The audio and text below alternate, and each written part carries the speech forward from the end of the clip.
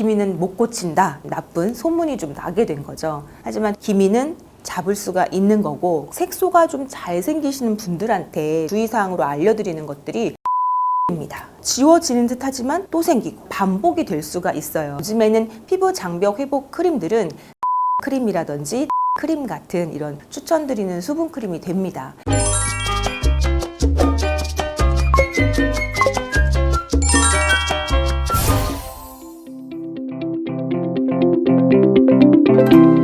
안녕하세요. 저는 DR 피부과 전문의 방숙현 원장입니다. 피부과에 오시는 그런 이유 중에 제일 많은 게 아마도 색소 쪽인 것 같아요. 그래서 얼굴에 이렇게 좀 색소가 있으면 기미, 잡티 이게 섞여 있으신 분들도 있는데, 그러면 왜 생기는지가 궁금하실 것 같거든요. 근데 첫 번째는 억울할 수 있겠지만 유전입니다. 유전이 제일 세고요. 유전, 그 다음이 몸의 호르몬 변화라든지 이런 내부의 변화가 될 수가 있고, 그리고 그 다음은 자극이에요. 피부에 자극을 주는 것, 여러 가지가 있겠죠. 가장 많이 생각하시는 것은 자외선 자극이 될 수 있고요. 그리고 열 자극도 색소를 만들 수 있습니다. 그리고 물리적으로 마찰이 일어난다거나 또 화학 약품, 또 화학 성분이 들어있는 화장품, 이러한 것들로 인한 화학적 자극 반응도 우리 피부에서 색소를 만들게 하는 원인이 될 수 있어요. 그래서 이렇게 여러 색소 중에 물론 기미 같은 경우는 호르몬 영향이라든지 유전의 영향을 더 많이 받을 수 있고요. 염증 후 색소 침착이나 주근깨 같은 경우는 그런 외부 자극에 영향을 많이 받아서 이런 색소들이 조금 생길 수 있는 거죠. 호르몬이라면 여성 호르몬 맞습니다. 네. 그래서 이 여성 호르몬에 따라서 호르몬의 변화, 피임약을 먹는다든지, 그리고 이제 폐경이 된다든지, 이렇게 약간 생리 주기에 그런 관계 있는 그런 색소가 있을 수 있는데요. 사실 이 또한 유전이 조금 연관돼 있어요. 그래서 호르몬 변화가 있어도 색소가 안 생기시는 분도 있고, 이렇게 임신과 출산을 겪으면서 또 기미가 생겼다가 없어지는 것도 있기 때문에 이런 것도 개개인의 그런 유전적인 소인과 연관이 있습니다. 네, 앞서서 그런 색소의 원인에 대해서 제가 자극을 말씀드렸잖아요. 그러면 가장 흔하게는 선크림 바르면 되지라고 생각해서 자외선만 생각하시는데, 아까 제가 물리적 자극, 화학적 자극 이런 걸 좀 말씀드렸죠. 일상생활에서 가장 우리가 매일 하고 있는 행동이 대표적인 게 뭐가 있을까요? 클렌징. 네, 저희가 세안을 반드시 다 누구나 하게 되는데 세안 방법이 개개인마다 참 달라요. 그래서 제가 색소가 좀 잘 생기시는 분들한테 좀 주의사항으로 알려드리는 것들이 잘못하시는 걸 좀 짚어드리는 게 있거든요. 첫 번째는 닥토입니다. 닥토가 뭔지 아시나요? 이렇게 화장솜으로 토너를 이렇게 닦아내는, 그래서 이 토너를 약간 수렴의 그런 기능이 아니라 클렌징의 일환으로 또 하시는 분들이 있잖아요. 이럴 때 화장솜에 토너를 묻혀서 이렇게 닦아내시는 방법을 쓰시는 분들이 있는데, 피부 타입이 민감하지 않고 건강하고 색소가 잘 안 생기시는 분들은 이런 닥토가 문제가 없어요. 그런데 기미가 잘 생기고 피부가 조금 잘 빨개지고 예민한 분들은 이렇게 닥토의 습관은 조금 없애시는 게 좋아요. 그냥 이렇게 묻히듯이 해주시는 게 좋고, 그리고 클렌징 시간도 사람마다 굉장히 틀린데 여러 번 뽀드득 반복해서 굉장히 마찰을 심하게 이렇게 클렌징 하시는 분들이 계십니다. 근데 색소가 잘 생기시는 분들은 이렇게 오랜 시간 클렌징을 한다든지 조금 더 강한 압력으로 클렌징을 한다든지 이런 것이 자극이 되어서 색소를 만들 수 있기 때문에 이런 습관은 조금 고쳐주시는 게 좋고요. 그리고 우리 스크럽제라고 하죠. 네, 바디도 스크럽을 하듯이 얼굴 피부도 스크럽제를 쓰시는데 지성이신 분들 중에 피부가 조금 더 강하신 분들은 일주일에 한 번 내지 두 번 세안제를 이용한다든지 이런 스크럽제를 쓰시지만, 색소가 잘 생기시는 특히 기미가 있으신 분들은 이런 스크럽제 사용하시는 것을 조금 조심할 필요가 있어요. 그리고 또 하나 좀 짚어드리고 싶었던 것, 요즘에 디바이스 많잖아요. 클렌징 디바이스부터 시작해서 이렇게 문지르는 방식의 화장품을 좀 흡수시키는 이런 디바이스가 있는데, 실제로 기미를 갖고 계셔서 병원에 내원하시는 어떤 환자분이 갑자기 기미가 진해져서 오신 경우가 있었어요. 근데 그때 그분이 사용하셨던 것이 이런 뷰티 디바이스였습니다. 그래서 당연히 쓰면 좋겠지 하고 했지만 첫 번째 반응이 좀 빨개지거나 자극을 받거나 이렇게 됐고, 그게 시간이 조금 지나니까 결국 이분이 가지고 계시던 그런 기미가 좀 더 진해지는 그런 효과가 있었거든요. 그래서 이렇게 예민하신 분들은 디바이스를 쓰는 것조차도 디바이스를 썼을 때 다음날 피부가 뭐 빨개지는지 좀 따가운지 이런 본인의 증상을 잘 캐치하시면서 괜찮을 때만 좀 사용을 해주셔야 될 것 같아요.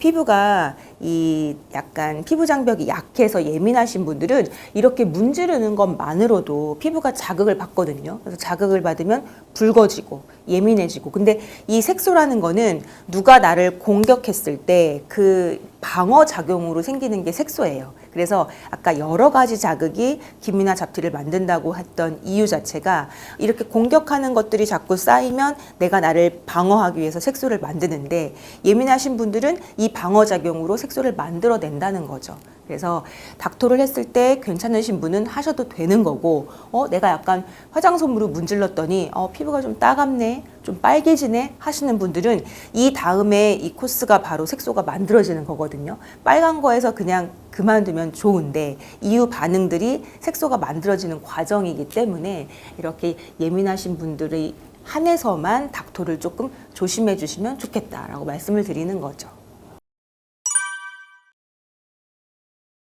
네, 이런 말이 들리는 이유가 있어요. 그래서 우리 기미 치료하면 치료 방법을 말하는 거긴 한데, 레이저 토닝이라고 들어보셨죠? 레이저 토닝이 색소에 대해서 색소를 흐리게 해주고 없애는 그런 레이저 치료의 방법을 말합니다. 그런데 이 기본 색소가 생기는 분들의 근본적인 이유, 이분의 피부가 피부 장벽이 약하다, 뭐 진피가 수분이 부족하다, 이런 것들을 해결하지 않고 이미 일어난 현상에 대해서만 색소를 치료하려고 계속 레이저 치료를 하다 보면 오히려 피부가 건조해질 수 있거든요. 그래서 지워지는 듯 하지만 또 생기고 이렇게 약간 반복이 될 수가 있어요. 그래서 보통 병원에 오시게 되면 피부 진단을 정확하게 하고 현재 진피의 상황을 파악을 하게 됩니다. 그래서 색소도 물론 파악을 하지만 피부 진피의 상태가 촉촉한 상태인지, 진피에 약간 구성 물질들이 충분한 상태인지를 체크를 하고, 이것이 부족한 분들은 토닝만 하시는 게 아니고요, 이런 진피를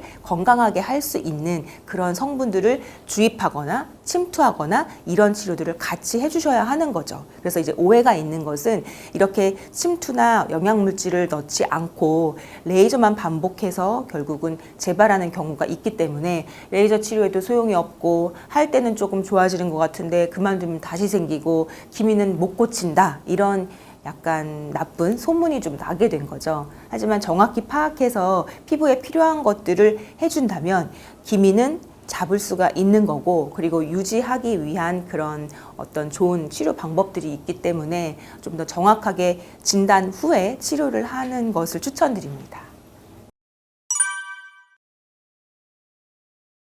네, 실제로 이제 피부과에서는 기미가 생기는 분들에게 부족한 그런 성분들을 보충해주는 그런 스킨 부스터 시술들을 하는데요. 대표적으로는 히아루론산이 들어간 그런 부스터를 많이 시술하고요. 시중에서 샤넬 주사라고 알려져 있는 필로르가라는 그런 제품이 있는데, 이 제품에는 히아루론산뿐만 아니라 각종 미백에 도움이 되는 비타민이라든지 어떤 미네랄 이런 것들이 같이 함유되어 있어요. 그래서 이런 영양 물질들을 피부에 침투시키는 치료들을 같이 해주는 거죠. 사실 이런 것들을 먼저 시행을 하고 그 다음에 레이저 토닝의 반복을 통해서 있는 색소를 점점 흐리게 하고 재발을 방지하게 그렇게 치료를 하고 있습니다. 사실 기미는 무조건 햇빛이 셀 때만 생긴다고 생각하실 수가 있는데요. 사실 겨울에도 예를 들면 뭐 가장 대표적인 장소가 스키장 같은 데가 될 수 있죠. 햇빛의 반사가 굉장히 심한 곳이라든지, 실제로 스키장에서 아르바이트를 하는 학생들이 이제 가끔 병원에 오거든요. 그러면 정말 새카매져서 오시는 분들이 있어요. 그러니까 색소가 많이 생길 수 있는 환경이라는 거죠. 근데 거기다가 건조한 환경이 되고 피부는 더 건조해지고, 그리고 이 실내외 온도차나 습도차가 크게 되면 피부가 더 예민해지고 조금 더 자극에 조금 더 반응을 하게 되기 때문에 오히려 여름에만 색소를 신경 써주시는 것이 아니라 겨울에도 피부 보습에 좀 더 신경을 써주시면서 색소가 생기는 것에 대한 조심을 좀 해주셔야 돼요.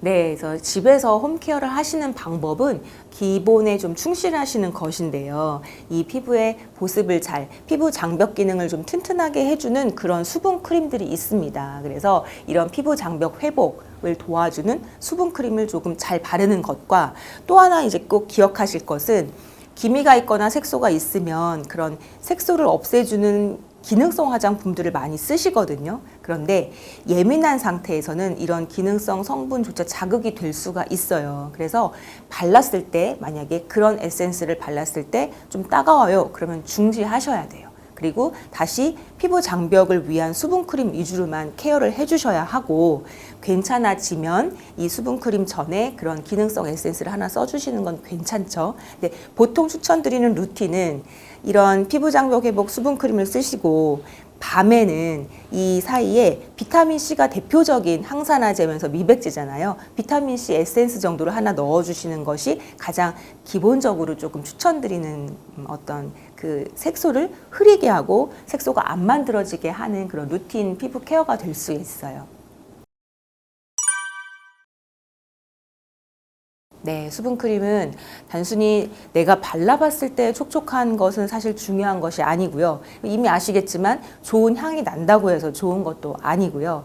요즘에는 피부 장벽 회복 크림들은 대부분 MD 제제라고 해서 피부과에서 약간 치료적인 목적으로 이렇게 처방받으시는 분들이 많으세요. 그래서 일반적으로 아토베리어 크림이라든지 제로이드 크림 같은 이런 피부 장벽 회복 크림들이 피부가 예민하시고 색소가 잘 생기시고 건조한 분들에게 추천드리는 수분크림이 됩니다. 실제로 이런 피부 장벽 회복 크림은 피부 건강에 도움이 되기 때문에 실비보험이 적용되는 그런 또 제품이거든요. 그래서 화장품이라기보다는 약간 치료 목적의 그런 제품들이라고 생각하시면 좋을 것 같아요. 피부과 어딜 가나 다 네, 처방받으면 되나요? 맞습니다. 피부과에 처방 받으실 수가 있고, 그리고 아토베리어도 그렇고 제로이드도 그렇고 사실 드럭스토어, 올리브영 같은 이런 곳 사실 수 있는 제품들도 있습니다. 근데 라인이 좀 틀려요. 그래서 MD 제제가 그런 피부 장벽을 더 튼튼하게 하기 위한 성분들이 더 잘 함유가 되어 있는 거고, 그래서 병원에서 저희가 보통 안내를 드리고 쓰실 수 있게 조금 추천을 드리는 거죠. 네, 세안하고 나서 뭐 물기가 마르기 전에 욕실에 반드시 수분크림을 두고 바르세요라고 말하는데 사실 욕실과 뭐 방의 거리가 집이 아주 크지 않으면 그렇게 멀지 않잖아요. 그래서 저는 보통 세안하고 물기는 비비지 말고 약간 톡톡 두드리듯이 타올로 정리를 하시고 그리고 바로 기본적으로 약간 이렇게 조금 닦아주시고 그 이후에 수분크림을 바르는 것을 추천드립니다. 그리고 바르실 때 반드시 목을 포함해 주세요. 네, 우리 목도 특히 이 얼굴과 목 연결되는 이 턱 아래 부위가 가장 먼저 건조해지고 피부가 약해지는 부위거든요. 그래서 이 얼굴에서 시작해서 목까지 이어지는 선을 좀 꼼꼼하게 발라주시는 것을 추천드리고 사실 겨울철에는 뭐 얼굴만 건조한 것은 아니죠. 몸 전체가 건조해서 오늘 저희가 뭐 색소 얘기를 하고 있지만 피부 건조증 때문에 가려움증이 생겨서 긁고 그다음에 피부가 좀 두꺼워지고 변성이 되는 그런 피부 건조증이 많은 계절이기 때문에 전신도 약간 보습을 신경 써주시면 이런 피부 질환들을 미리미리 예방하실 수가 있습니다. 기미 잡티와 같은 색소를 예방하고 없애려면 내 피부 기본 상태에 집중해 주시고요. 피부를 자극하는 것들을 피해 주시고 피부의 기본 보습에 충실해 주시면 이런 색소들과 이별을 하실 수 있습니다.